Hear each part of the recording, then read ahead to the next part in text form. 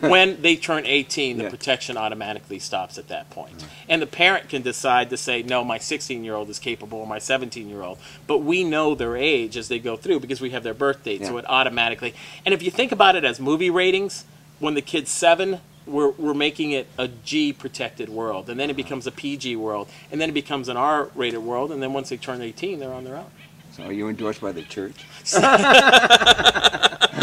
You know, it's very interesting. I mean, we work with any public school in the U.S. and Canada, but private schools, especially religious schools, have been very keen on coming into this. And even for their own protected environments, that's what they want. So we try to be very neutral and say, we'll protect the child, and that'll be our focus point from there. So. Very good, very good. You're a private company? Yes, we are. Any opportunity to go public in the foreseeable future? Well, you know, our investors I'll buy always want to stock. see we have outside investors now, and I would really say that for us, the next step is probably being bought out by a larger component rather than and by a larger public company. But there are a lot of companies in the security space.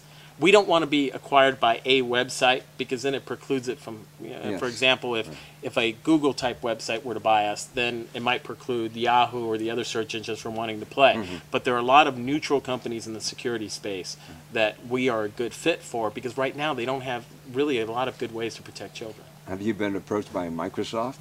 We have conversations with a lot of the major companies, and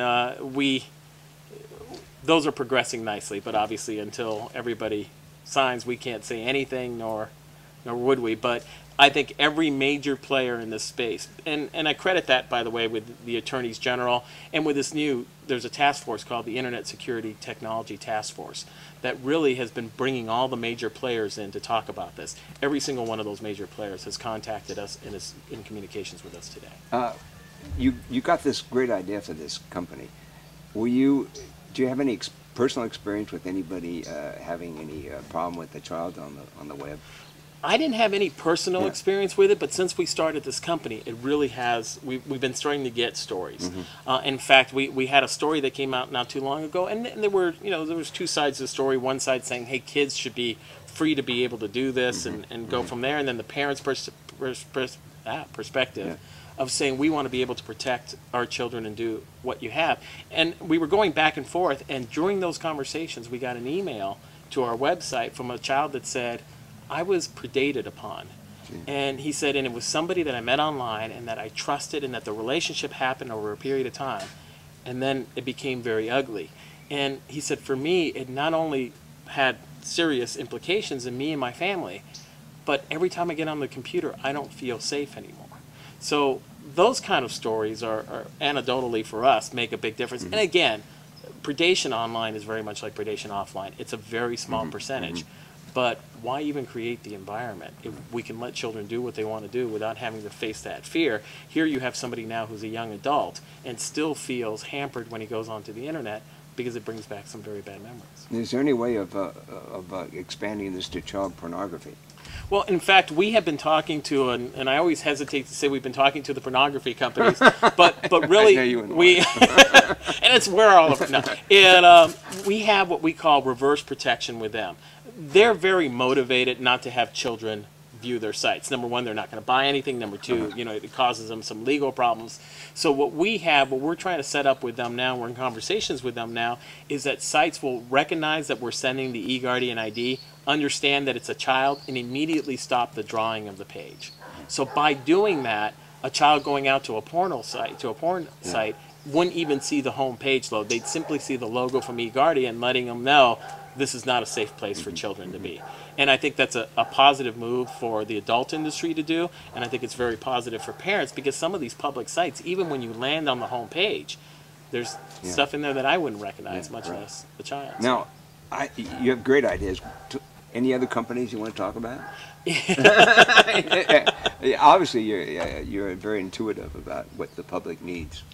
Well, I appreciate that, and again, I get to be the public face because I'm the CEO. My co-founder, Robert Patrick, is really the IT brains behind what we did.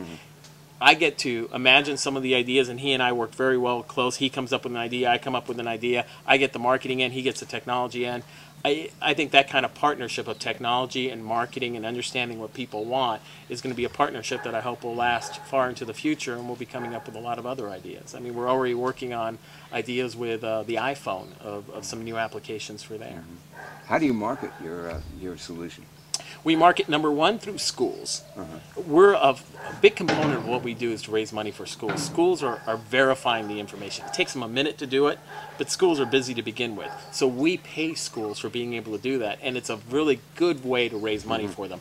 Also, schools can do fundraisers, in which case 100% of the sign-up fee, parents pay a one-time $29 fee for their entire family. They never pay anything again. If it comes from a school fundraiser, the whole $29 goes directly to the school. So a lot of our awareness comes through the schools doing fundraisers. Another part of our awareness comes from media, obviously, and from the big websites starting to sign people up and then say, and if you want to do this, go ahead and come through eGuardian. So it's mostly driven from public relations, it's driven from the schools, and it's driven from large partners promoting it out. Okay, do you accept contributions? We're not a nonprofit, but we did set up a nonprofit arm that accepts contributions, and those contributions go to schools directly to help them implement technology. Wonderful. So that's a big part of us. And also everything that, a percentage of what we make goes to this nonprofit so that it goes back to the schools even more. Now, if any of our viewers wanted to contact you, how would they do it? They would, best thing to do is to visit our website, which is www.EOB.eGuardian.RonZayas.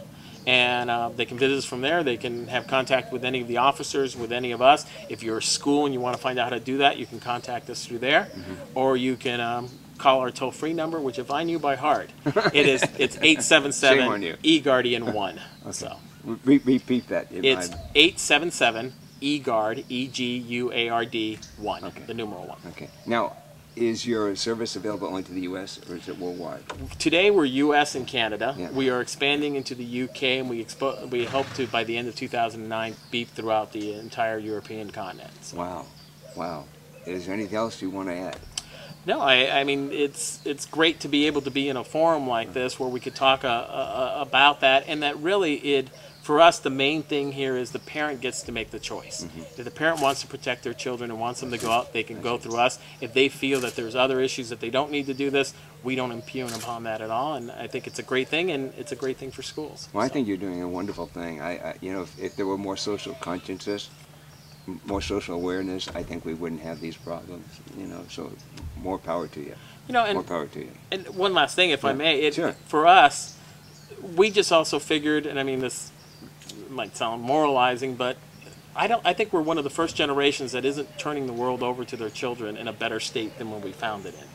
And unless individually, whether it's climate control, whether it's protection, whatever it is that your forte is, unless each one of us starts doing something like that, we're going to turn over a world that our kids are going to spend a lot of time trying to fix. That's wonderful, wonderful thinking. I commend you for it. Thank you.